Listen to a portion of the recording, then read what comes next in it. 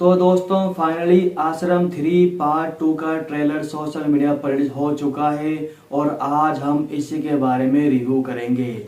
लेकिन रिव्यू देने से पहले मैं आपसे इतना सा बोलना चाहूँगा कि अगर आपने अभी तक हमारे चैनल को सब्सक्राइब नहीं किया हो या फिर फर्स्ट टाइम हमारे चैनल पर आए हो या अगर आपने इस वीडियो को लाइक भी नहीं किया हो, कमेंट भी नहीं किया हो, तो कोई बात नहीं, आप इस वीडियो को पूरा एंजॉय कीजिए।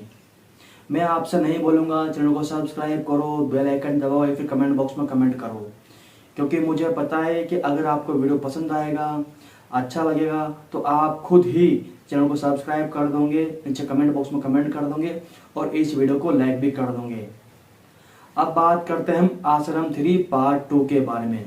सबसे पहले तो जवाब आपके लिए है कि अगर आपके मन में ये सवाल आ रहा हो कि इसका नाम पार्ट 2 क्यों रखा, तो यहाँ पर मैं आपको क्लियर कर देता हूँ कि इसका नाम पार्ट 2 इसलिए रखा है।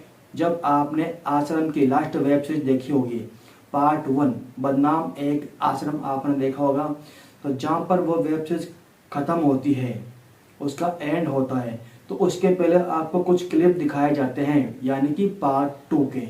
तो बस यही बार पार्ट 2 है। अब अगर आप सोच रहे हो ये सीरीज तो अभी बनी है, नहीं, ये सीरीज पहले ही बन चुकी है, लेकिन ये रिलीज अब कर रहे हैं क्योंकि जितना ज़्यादा फैंस के बीच में एक्साइटमेंट होगा उतना ज़्यादा इसको पॉपुलैरिटी मिलेगी। हो सकता है कुछ इसमें सीन एडिट किया गया हो, कुछ रील शूट किया गया। सब जानते हैं बॉबी देओल की जो कैरियर है इसी वेब सीरीज से बना है। बॉबी देओल कैरियर की सबसे बड़ी वेब सीरीज, सबसे बड़ी सक्सेसफुल वेब सीरीज है आश्रम 3 आश्रम। इसके अलावा उसके पास में कोई भी काम नहीं है, कोई सी भी वेब सीरीज नहीं है।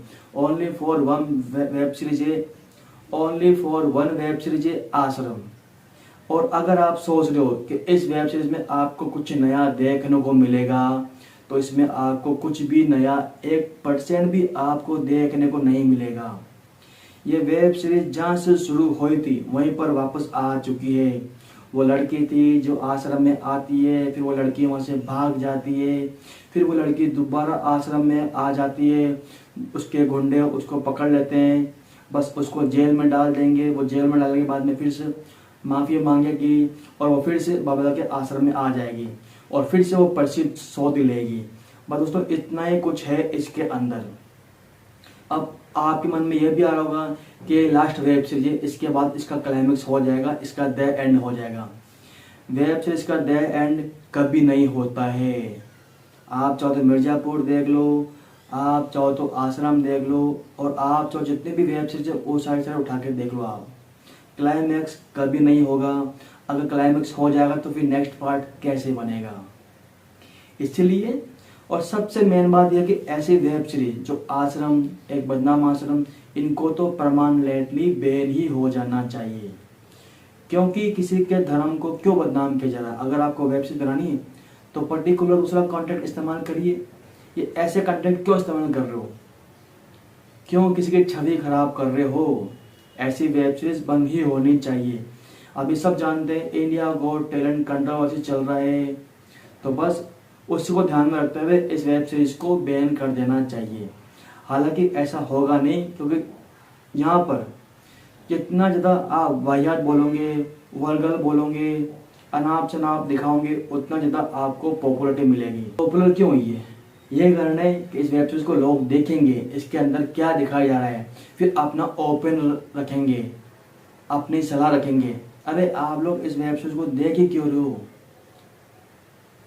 आपने वेब सीरीज देख ली, इसको व्यूज मिल गए, इसको डाउनलोड मिल गए और हो गई सुपर हिट, फिर इसका नेक्स्ट पार्ट आएगा, फिर उसका नेक्स्ट पार्ट आएगा। तो इसको कुल मिलाकर दोस्तों ऐसे वेब सीरीज को बैन ही कर देना चाहिए। सेंसरशिप ही चला देनी चाहिए, सेंसरशिप की कैंची ही चला देनी चाहिए। अब आपकी राय क्या है, आप कमेंट बॉक्स में कमेंट करके मुझे बता सकते हो।